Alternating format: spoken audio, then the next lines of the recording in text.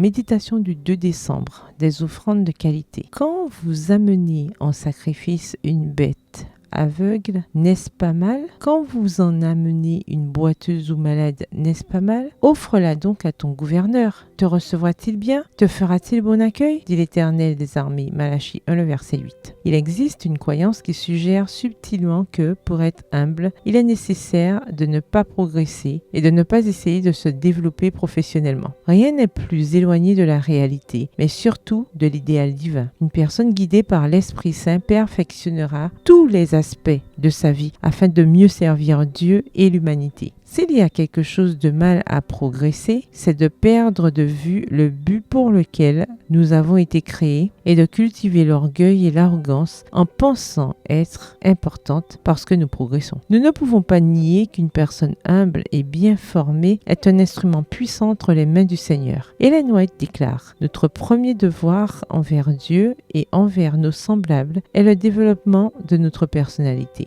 Toutes les facultés dont le Créateur nous a dotés devraient être cultivées au plus haut degré de perfection pour que nous soyons en mesure d'accomplir le maximum de bien dont nous sommes capables. Afin de purifier et d'affiner nos caractères, nous avons besoin de la grâce que le Christ nous donne pour nous permettre de voir et de corriger nos défauts et d'améliorer l'excellence de nos caractères. » Extrait tiré du livre Élever l'enfant, au chapitre 32, aux pages 177 et 178. Quelle formidable déclaration!